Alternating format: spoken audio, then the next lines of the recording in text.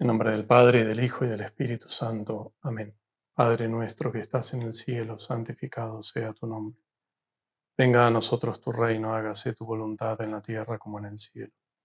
Danos hoy nuestro pan de cada día, perdona nuestras ofensas, como también nosotros perdonamos a los que nos ofenden. No nos dejes caer en la tentación y líbranos del mal. Amén. Dios te salve María, llena eres de gracia, el Señor es contigo. Bendita tú eres entre todas las mujeres y bendito es el fruto de tu vientre, Jesús. Santa María, Madre de Dios, ruega por nosotros pecadores, ahora y en la hora de nuestra muerte. Amén. En nombre del Padre, y del Hijo, y del Espíritu Santo. Amén.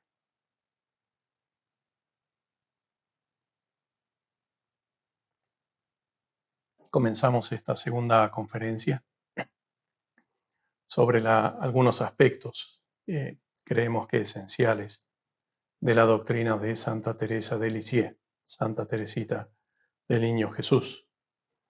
Y en la primera conferencia hablamos de esa experiencia de Dios como Padre, ese conocimiento de Dios. Y en relación a nosotros de su condescendencia, de su misericordia. Y es desde allí, desde donde el alma puede adquirir un conocimiento verdadero de sí misma. Allí está el fundamento de la conocida doctrina de la infancia espiritual. Porque significa eso, proviene del descubrimiento de la propia pequeñez. Esta pequeñez enfrente o ante Dios, ante su infinitud y ante Dios como Padre, es una pequeñez esencial. Es decir, es ante el infinito, es una incapacidad, por lo tanto, también sustancial de llegar por nuestras propias fuerzas a Dios, de llegar a la santidad. En la vida de la santa hubo un momento en el cual esto se le presentó explícitamente. Ella logró entender y expresar eso que seguramente vivía. Dice ella, estamos en un siglo de inventos. Ahora no hay que tomarse el trabajo de subir los peldaños de una escalera, porque en las casas de los ricos hay un ascensor que suple ventajosamente a la escalera. Yo quisiera también encontrar un ascensor para elevarme hasta Jesús, pues soy demasiado pequeña para subir la dura escalera de la perfección. Entonces, busqué en los libros sagrados algún indicio del ascensor, que era objeto de mi deseo, y leí estas palabras salidas de la boca de la sabiduría eterna: el que sea pequeño, que venga a mí. El ascensor que ha de elevarme hasta el cielo son tus brazos, Jesús. Y para eso no necesito crecer. Al contrario, tengo que seguir siendo pequeña. Tengo que empequeñecerme más y más. Y fíjense esta expresión. El Todopoderoso ha hecho obras grandes en mí, grandes cosas, en el alma de la hija de su divina madre. Y la más grande de todas, es haberle mostrado su pequeñez, su impotencia. Entonces, esa experiencia de la paternidad de Dios se traduce al mirarse a uno mismo desde allí, en una conciencia gozosa de esta pequeñez. Creo que esto nos podría bien servir para examinar nuestra experiencia o cómo vivimos nosotros esa paternidad de Dios. Porque si no la experimentamos así o poco, pues ¿por qué podría ser? ¿Dónde está la causa? ¿Dónde los impedimentos? ¿Cuáles son las barreras? Quizás en algún modo, la causa, la razón esté en que nos falta esa pequeñez. Quizás está en nuestras expectaciones, quizás en lo que creemos que mereceríamos o podríamos haber recibido, no como hijos buenos, sino como hijos caprichosos, en tristezas por los bienes que no tengo, o por los males que recibo y que me parece no merecer. O sea, en la falta de esa visión filial, de esa pequeñez, de ese reconocimiento y conciencia de que ante Dios somos solo hijos y que todo lo hemos de recibir de sus manos. O podría estar, por otra parte, cuando falta la experiencia de esta paternidad de Dios en la pretensión de llegar a Él por nosotros mismos, de subir los peldaños en lugar de dejarnos llevar en brazos de nuestro Padre. Cuando es así, todo lo bueno que Dios nos da, todo lo que nos ayudaría a subir, se transformaría en un obstáculo, porque precisamente deja de ser un don para pretender pasar a ser un derecho ante Dios. Todo lo malo, cuando es así, detiene y hunde en lugar de dar mayor gloria a Dios. Así sucede cuando el pecado se vuelve insoportable, cuando engendra desconfianza o tristeza, o cuando la experiencia de nuestra imperfección cierra las puertas de la gracia en lugar de abrirlas. Santa Teresita dice, si yo quería, en un momento que reconoce su miseria, dice, si yo quería, mi pobreza podía ser una riqueza y fuerza. Hay distintos aspectos que se pueden llamar de una manera u otra. Simplemente iremos hilvanando algunos textos, algunas expresiones de la Santa que nos van manifestando la riqueza de esta realidad, las maneras en las cuales se manifiesta esta disposición del alma de vernos, reconocernos y ser verdaderamente hijos ante Dios nuestro Padre. En todos los aspectos, en todo lo que esto significa. Primero por ir mencionando algunos, eso como matices de esta única realidad. Podemos hablar de la pequeñez, la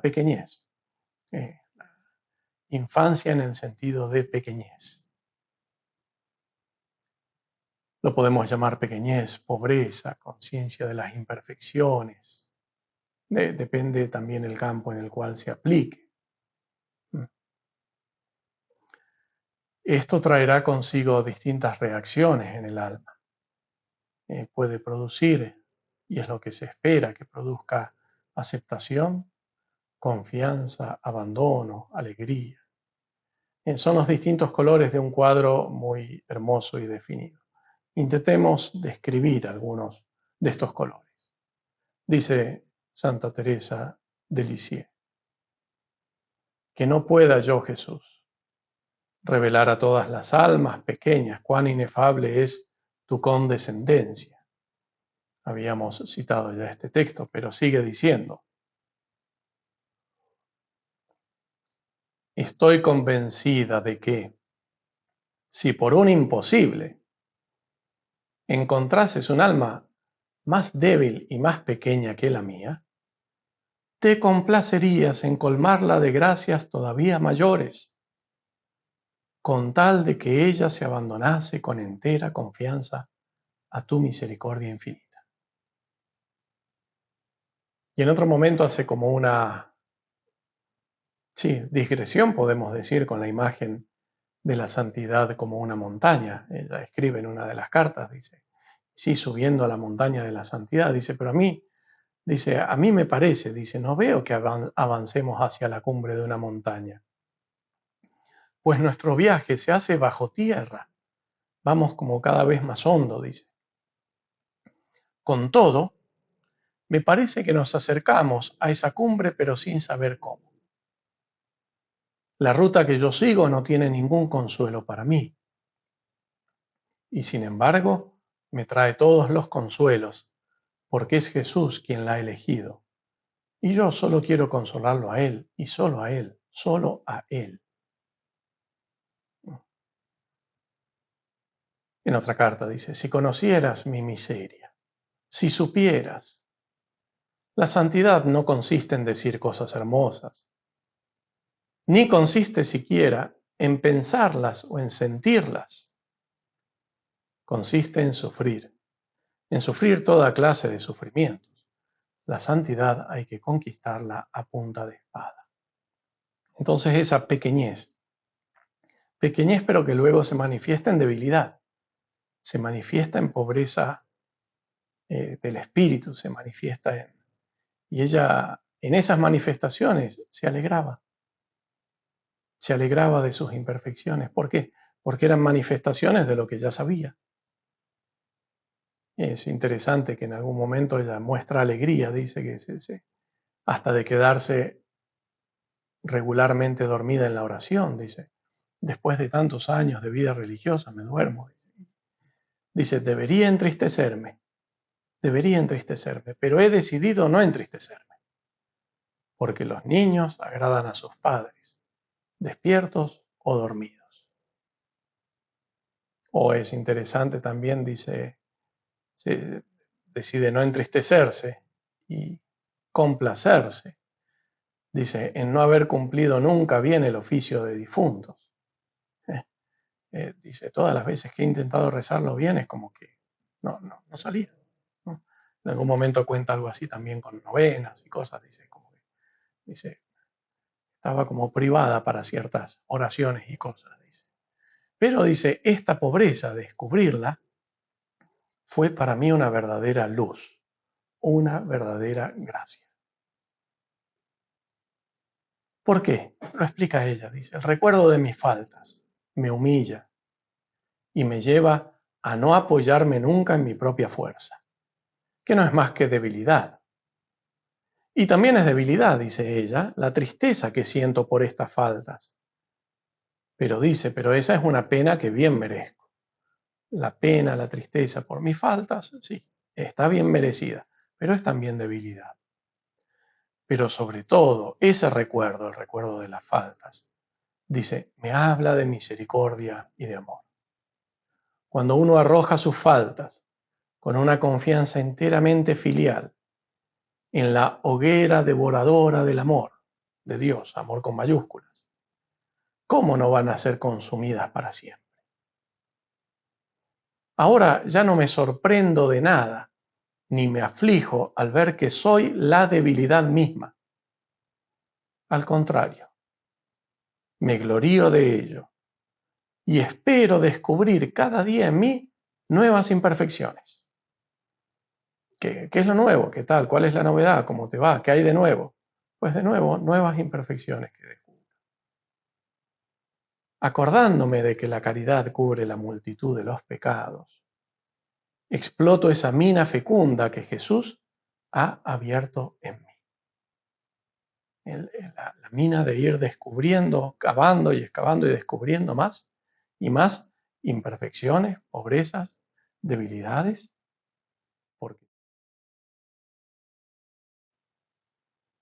Y le dice en una oración, no nos niegues tampoco tu dulce mirada cuando caigamos, pues no llevaremos nosotros cuenta de nuestros fallos. Con ellos, dice, formaremos un ramillete que tú, así lo esperamos, no vas a rechazar. Es como que eso, lamentando el pecado, lamentando la caída, sí, pero transforma la tristeza de sus faltas y el sufrimiento que ellos significan en un ofrecimiento, sin siquiera mirarlo mucho. Dice, un ramillete donde ponemos todo y lo entregamos ante tu corazón. Hacer esto una y otra vez sin descanso, sin desánimo, al contrario, con una confianza que crece cada vez, podemos decir, es la gema de la infancia espiritual. Es decir, que el arrepentimiento sea profundo, sea sincero, sea sin fisuras, sin hipocresías, pero también sin tristezas amargas. Escribe ella en una carta, dice, Jesús dice, estas llagas que veis en mis manos son las que me hicieron en casa de mis amigos. Está hablando de las faltas de sus elegidos, de los que son más cercanos. Dice, sí, son las que me hicieron en casa de mis amigos. Pero sigue ella. Pero cuando sus amigos, después de cada indelicadeza, vienen a pedirle perdón, echándose en sus brazos, Jesús se estremece de alegría. Es necesario aceptar ser siempre pobres y sin fuerzas. Y eso es precisamente lo difícil, perseverar en esa aceptación. Entonces vemos cómo, según Santa Teresita, realmente solo nos puede hacer dudar del cumplimiento de la obra de Dios. Solo puede detener esa bondad de Dios, esa gracia, esa acción de la gracia. Nuestro orgullo herido. Este es el único obstáculo real ante la misericordia, ante la gracia de Dios. Su misericordia se acabará cuando nosotros no seamos ya capaces de recibirla. Cuando Él vea que es inútil ofrecerla, porque el orgullo no acepta recibirla. Cuando nos parezca que es demasiado pedir sinceramente, una vez más, su misericordia. Entonces vemos cómo lo que realmente se interpone entre nuestra pobreza y miseria y la santidad que Dios ofrece como don, es el no saber recibir ese don de Dios, es el no ser fieles para saber aceptar la gracia. Como digo, vamos hilvanando textos. En otra carta dice, te equivocas, amiga mía, si crees que tu Teresita recorre siempre ilusionada el camino de la virtud. Ella es débil, muy débil, y experimenta a diario esta triste realidad. Pero Jesús se complace en enseñarle, como a San Pablo, la ciencia de gloriarse en sus enfermedades. Es esta una gracia muy grande, y pido a Jesús que te la enseñe, porque sólo así, sólo allí se encuentra la paz y el descanso del corazón. La ciencia de gloriarse de las propias enfermedades. Cuando una se ve tan miserable, no quiere ya preocuparse de sí misma, ya se cansa de eso, y solo mira a su único amado. En otra carta dice, creo que Jesús puede concederme la gracia de no volver a ofenderlo, o bien la de no cometer más que faltas que no le ofendan. Ella más de una vez distingue esto, lo distinguió antes. Dice indelicadezas, hay faltas, debilidades. Dice que son de las que no ofenden al Señor, porque no hay malicia. Dice, sino que nos humillan y hacen más fuerte el amor. Entonces, bueno, esa pobreza sustancial luego se va a manifestar en el modo de obrar y se va a expresar también en el hecho de que nuestras obras positivas, lo que podemos llamar las obras de las virtudes, también son pobres, también son insuficientes por sí mismas. Dice ella, la santidad no está en tal o tal práctica. Es más bien una disposición del corazón que nos vuelve humildes y pequeños en los brazos de Dios, conscientes de nuestra debilidad y confiados hasta la audacia en su bondad de Padre. Confiados hasta la audacia en su bondad de Padre.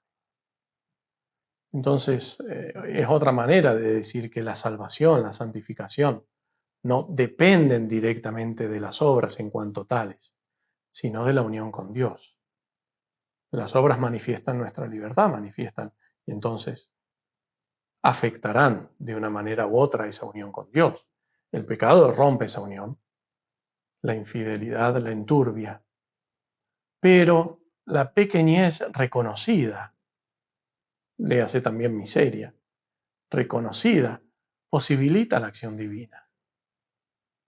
Y la fidelidad en el hacer, en todo lo que podemos, dice a Dios cuánto nos importa no apartarnos de Él. Cuánto valoramos el ser hijos suyos en todo, cuánto valoramos el cumplir su voluntad. Esto que evidentemente incluye apartarse de lo malo, apartarse del mal y desapegarse de lo que puede ser bueno pero que no conduce directamente a Dios. Es una expresión de esa disposición fundamental de un espíritu de filiación para con Dios. de una certeza de la necesidad de la gracia de Dios. Lo esencial de esta filiación y por lo tanto de la infancia espiritual así expresada es la dependencia, es la conciencia de esa dependencia y es el amar esa dependencia.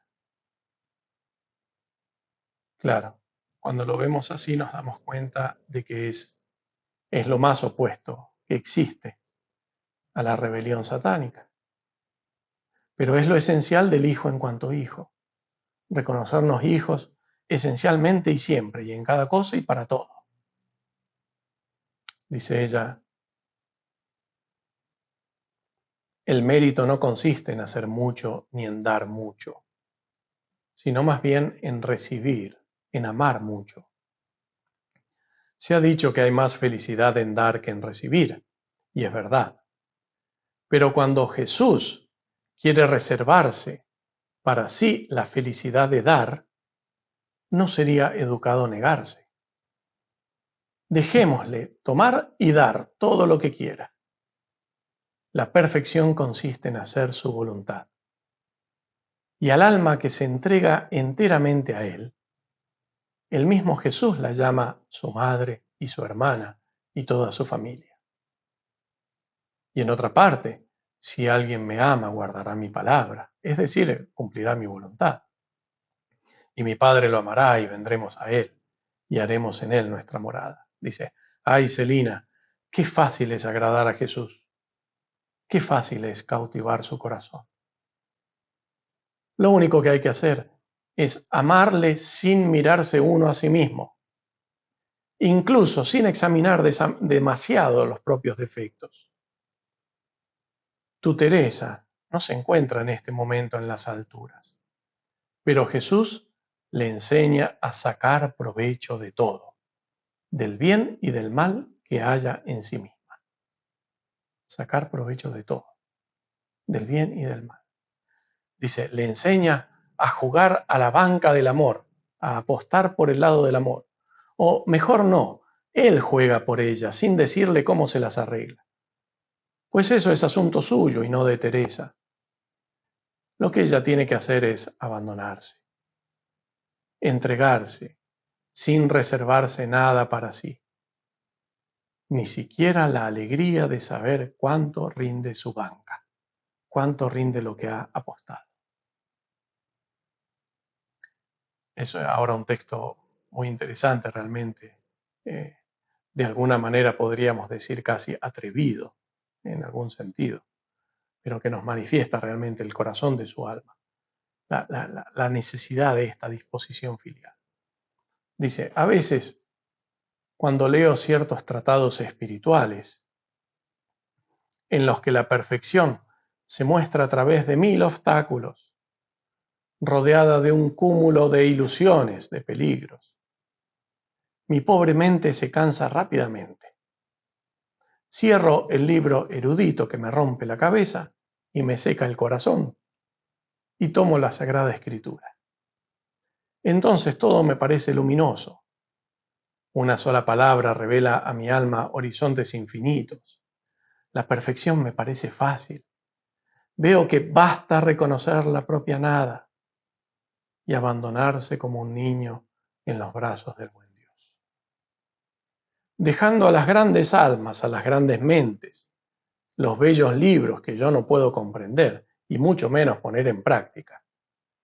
Me alegro de ser pequeña, ya que solo los niños y los que se les parecen serán admitidos en el banquete celestial.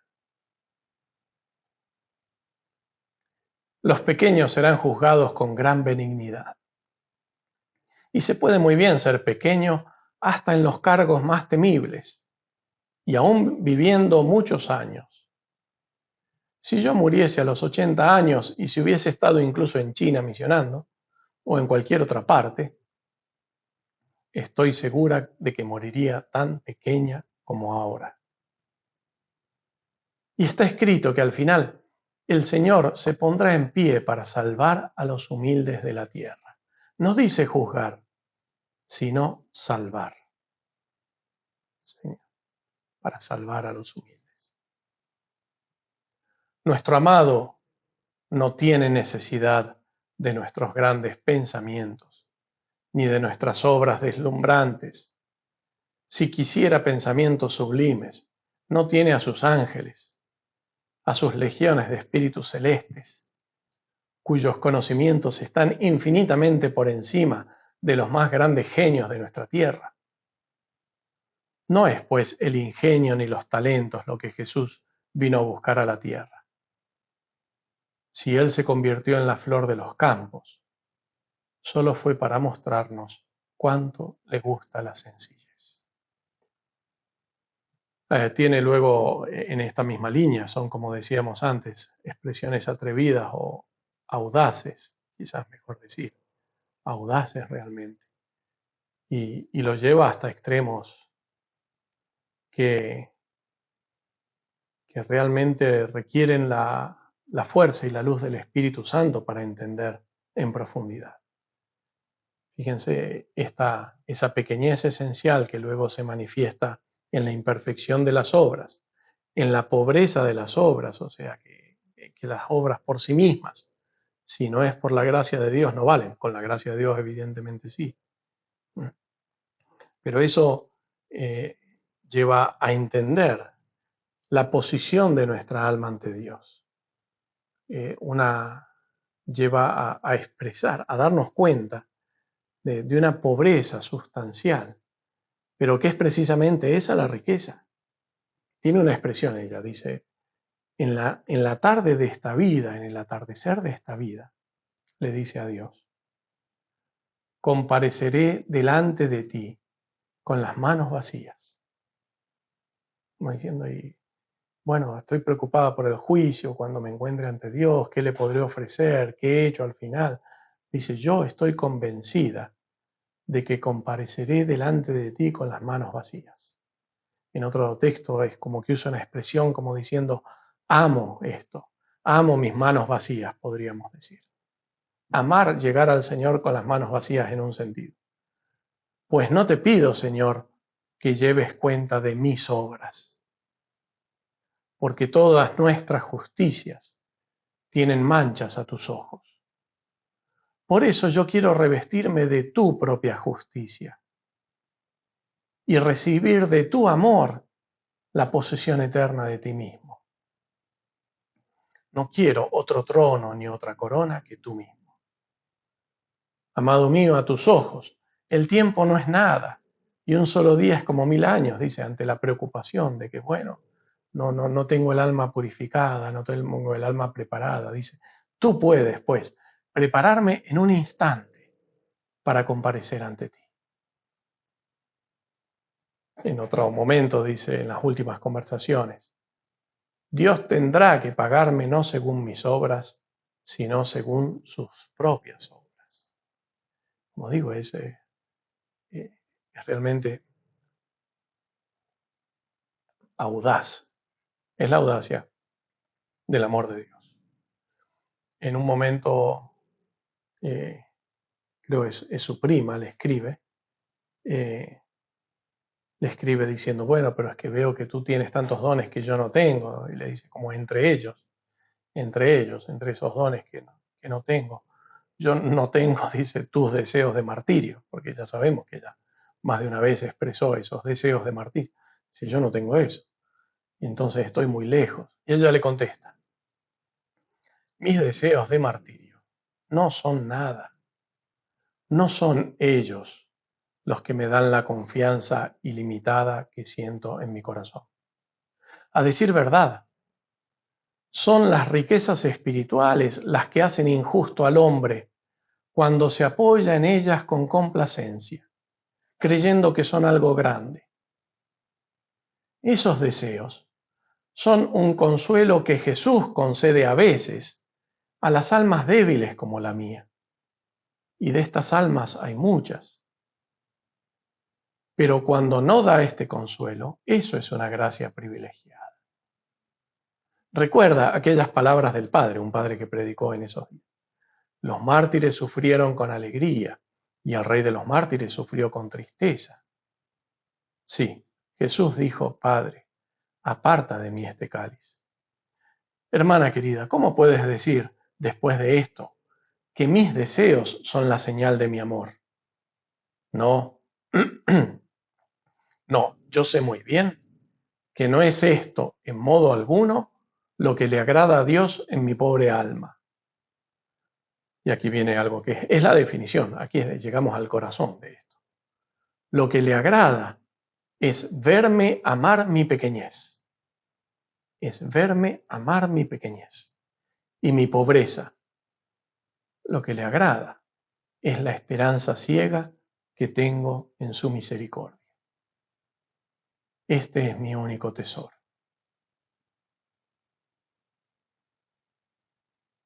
En un momento ella comete algo así como una indelicadez, una falta de, realmente sí, de delicadeza, de paciencia, y escribe esa tarde, dice, estoy mucho más contenta de haber sido imperfecta, que si sostenida por la gracia hubiese sido un modelo de bondad.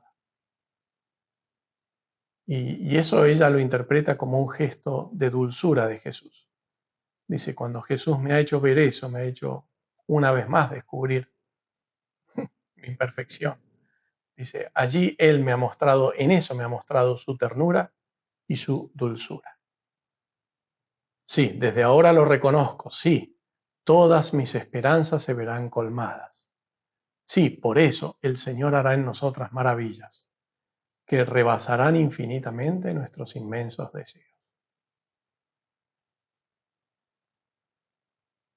Y luego lo podemos conectar con algo y que es también realmente fortísimo en ese sentido. Dice que allí, en esto, en esta incapacidad, en esta debilidad, en este amar su pobreza, es donde ella encuentra su fuerza y capacidad para ofrecerse. Fíjense en la fuerza de este texto. Dice, no soy más que una niña impotente y débil. Sin embargo, es precisamente mi debilidad lo que me da la audacia para ofrecerme como víctima a tu amor, Jesús. Antiguamente, solo las hostias puras y sin mancha eran aceptadas por el Dios fuerte y poderoso. Para satisfacer a la justicia divina, se necesitaban víctimas perfectas. Pero a la ley del temor le ha sucedido la ley del amor. Y el amor me ha escogido a mí, débil e imperfecta criatura, como holocausto. ¿No es esta una elección digna del amor? Sí. Para que el amor quede plenamente satisfecho, es preciso que se abaje hasta la nada y que transforme en fuego esa nada. Hermana querida, comprende a tu hijita, por favor. Comprende que para amar a Jesús, para ser su víctima de amor, cuanto más débil se es, sin deseos ni virtudes, más cerca se está de las operaciones de este amor consumidor y transformante. Con el solo deseo de ser víctima ya basta, pero es necesario aceptar ser siempre pobres y sin fuerzas. Y eso es precisamente lo difícil. Pues al verdadero pobre de espíritu, ¿quién lo encontrará? Hay que buscarle muy lejos, dijo el salmista. No dijo que hay que buscarlo entre las almas grandes, sino muy, muy lejos, es decir, muy lejos en la bajeza, muy lejos en la nada, es decir, un alma que tiene muy larga experiencia de su nada, muy larga experiencia de su pobreza. Hay que buscarlo muy lejos. Mantengámonos, pues, muy lejos de todo lo que brilla. Amemos nuestra pequeñez, deseemos no sentir nada. Entonces seremos pobres de espíritu y Jesús irá a buscarnos por lejos que nos encontremos y nos transformará en llamas de amor. Gloria al Padre y al Hijo y al Espíritu Santo, como era en el principio, ahora y siempre, por los siglos de los siglos.